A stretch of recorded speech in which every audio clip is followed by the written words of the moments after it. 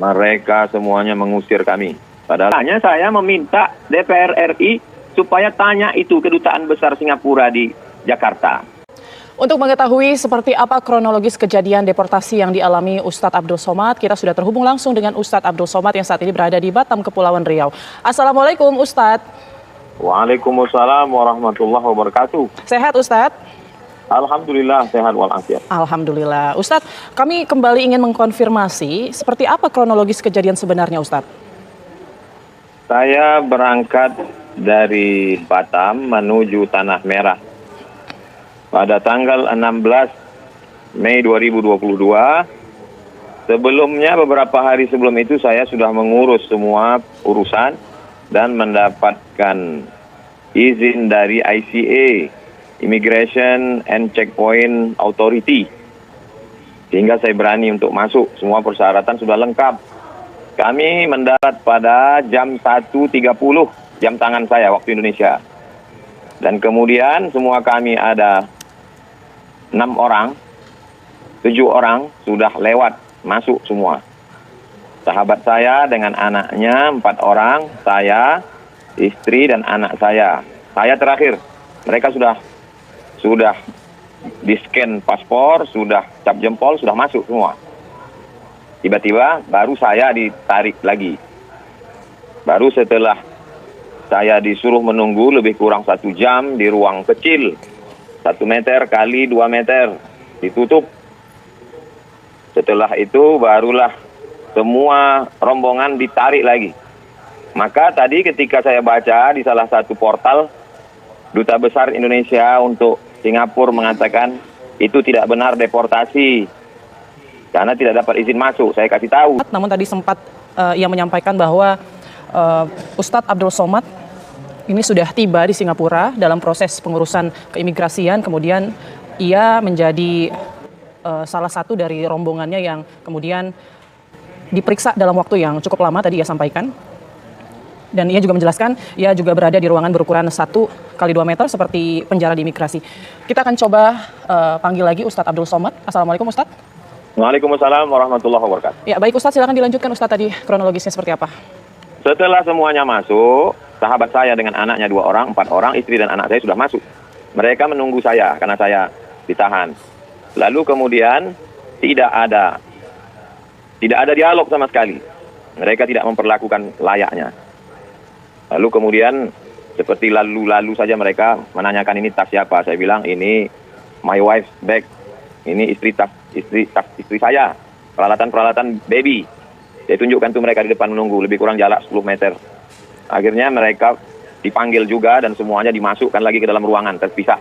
Akhirnya kami menunggu selama dari jam 1:30, 1:30, 3, 1:30, 4, 1:30, 1:30 dengan membawa anak kecil. Yang satu berumur 2 tahun, yang satu berumur 3 bulan. Di dalam ruangan sumpek, tidak layak. Setelah itu baru dipulangkan dengan feri terakhir menuju Batam. Tanpa penjelasan, tanpa ada siapa yang bisa untuk ditanya apa masalah sebenarnya. Maka Kedutaan Besar Singapura di Jakarta mesti mengklarifikasi kenapa saya tidak dibenarkan masuk. Apa salah saya? Apa salah saya? Ya, Ustadz mungkin mencoba bertanya kepada petugas imigrasi di sana apa alasan deportasinya. Tidak ada wawancara, tidak ada diberi kesempatan. Kalau ditanya semuanya mengatakan tidak ada kuasa. Kami hanya anak buah saja. Seperti ketemu dengan robot. Tidak ada yang bisa diajak bicara. Mungkin ada pimpinannya yang mungkin bisa dipanggil saat itu. Apakah Ustadz tidak berusaha mungkin untuk meminta? Saya berusaha untuk menjelaskan. Saya mau jelaskan semuanya. Tapi tidak ada diberi kesempatan. Baik. Ustadz ini pertama kalinya Ustadz ke Singapura atau sebelumnya juga pernah tapi tidak pernah ada masalah seperti ini? Saya pernah masuk ke Singapura beberapa tahun yang lalu untuk berangkat umroh. Dari Pekanbaru ke Batam, dari Batam ke Singapura, selanjutnya menuju Jeddah. Baik. Tapi saat itu tidak ada masalah ya Ustadz ya? Saat itu kita hanya transit saja. Nah, untuk Ustadz kan akhirnya berangkat kembali ke Batam itu feri terakhir itu akhirnya Ustadz yang memutuskan atau mereka yang mengarahkan untuk Ustadz naik kembali ke Batam? Mereka semuanya mengusir kami. Padahal sudah izin masuk, sudah lengkap semua syarat-syarat. Sudah di-scan paspor, sudah keluar dari pelabuhan. Ditariknya lagi masuk ke dalam, dipulangkannya semua. Ya, ini semuanya ya berarti Ustadz, nggak cuma Ustadz aja berarti ya? Semuanya. Apa salah anak-anak kecil itu? Mahasiswa semester 5, ibu-ibu, perempuan. Kalau saya bermasalah ya saya saja. Kenapa pula mereka? Kami bukan mau cari kerja, bukan mau jadi pendatang haram. Ya, Ustadz, setelah tiba di Batam, apakah ada upaya untuk menanyakan alasan dari pihak Singapura seperti itu terhadap Ustadz atau langkah yang akan dilakukan? Maka tidak tahu kita mau minta penjelasan ke siapa. Makanya saya meminta DPR RI supaya tanya itu kedutaan besar Singapura di Jakarta. Suruh dia klarifikasi, kasih penjelasan. Tunjukkan kenapa Abdul Somad tidak masuk. Keluarga anak kecil. Teroriskah dia? ISIS-kah dia? Baik, itu kan kejadiannya kemarin ya Ustadz. Hingga saat ini belum ada juga ya jawaban ataupun klarifikasi ya Ustadz dari pihak Singapura atau duta besar kita di sana? Makanya desak mereka. Suruh dia kasih penjelasan. Kalau tidak nanti dia semaunya saja. Siapapun orang yang datang, dia tak suka, dia perlakukan seperti itu. Ya. Bagi saya tak masalah. Saya biasa masuk hutan, keluar hutan. Tapi nanti tokoh-tokoh kita sesuka hati dia. Dia suruh nunggu sekian jam tanpa ada penjelasan, tanpa ada mau wawancara dengan siapa. Sesuka hati dia saja. Baik. Ustadz, pada saat tiba di Batam, mungkin dari pihak Pelabuhan Batam sendiri ada informasi nggak Ustadz? Tidak ada satupun yang memberikan penjelasan. Baik, langkah selanjutnya nih Ustadz, jika misalnya hari ini belum juga ada klarifikasi, kemudian apa yang akan Ustadz lakukan nih? Kita sebagai warga masyarakat, kita punya pemerintah. Tugas pemerintah itu dipilih oleh rakyat untuk melindungi rakyat. Saya ini rakyat resmi bangsa Indonesia. Tidak pernah melanggar hukum, taat pajak, intelektual, bukan perampok saya ini, bukan garong. Baik. Terakhir Ustadz, singkat saja harapannya seperti apa Ustadz? Harapan saya pemerintah Singapura tidak memperlakukan warga Indonesia seenak otaknya. Dia harus memberikan penjelasan. Anda tidak bisa masuk negara saya karena tidak cukup syarat, karena Anda masuk dalam daftar orang-orang radikal, karena masuk dan seterusnya. Supaya orang bisa introspeksi, supaya orang bisa memperbaiki. Kalau tidak diizinkan dari awal mestinya ICA.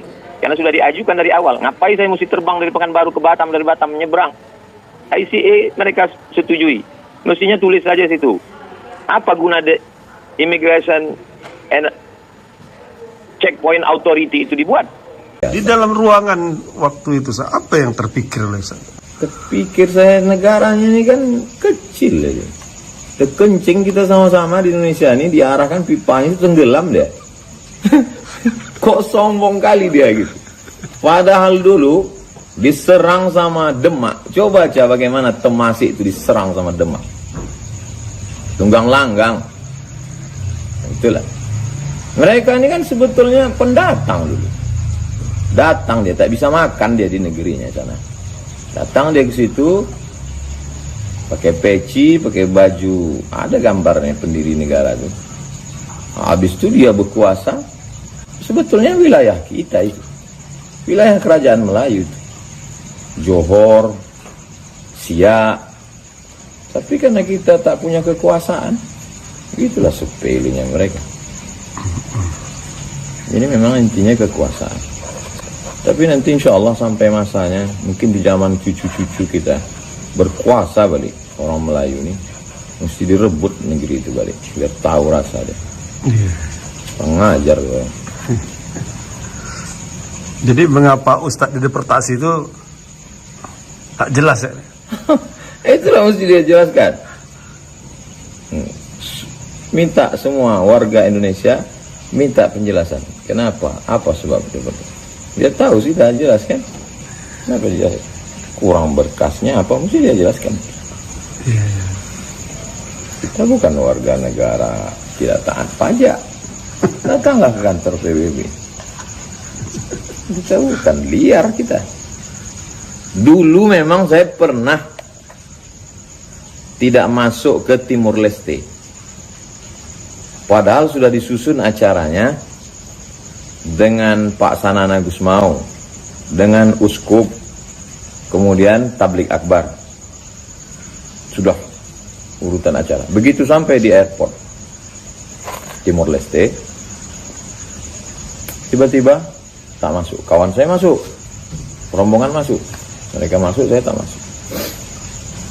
Saya tanyalah di situ, ada satu orang imigrasinya, agak bisik-bisik. Kenapa kalian tidak kasih saya masuk?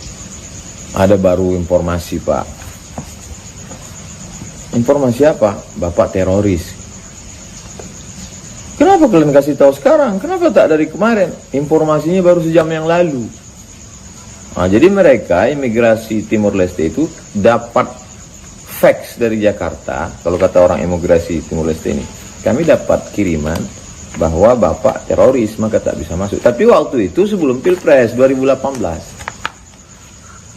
Jadi waktu itu memang, ya maklum lah, mungkin kedatangan saya ke Timur Leste itu nanti mempengaruhi suara. Waktu itu kan dua calon, satu Pak Prabowo, yang satu lagi incumbent.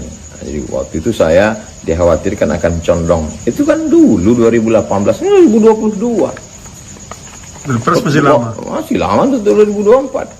Kalau dulu itu 2018 memang dikhawatirkan, waktu itu kan ada kelompok cebong, ada kelompok kampret. Sekarang semua kampret udah jadi cebong.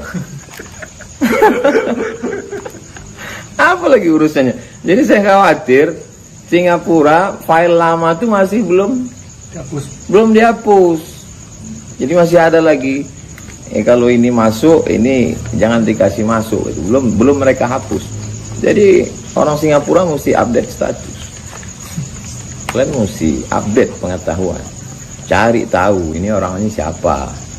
Kalau kalian merasa informasinya tidak valid dari Indonesia, tanya Malaysia. Mana tahu orang Malaysia lebih jujur sedikit ya. Ini orang ini siapa? Abdul Somad ini kok bisa dapat gelar doktor dari Universitas Internasional Selangor? Tanya Brunei Darussalam. Abdul Somad ini kok bisa kalian kasih profesor? I'm a professor, visiting professor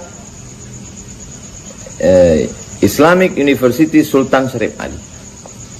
Mr. Ambassador Singapore in Jakarta, you ask your neighbor Malaysia and Brunei Darussalam if you don't believe us. Kalau kau tak percaya sama informasi kami, kau tanya Malaysia, kau tanya Brunei Darussalam. Jadi kalian mesti update status. Oke, Ustaz.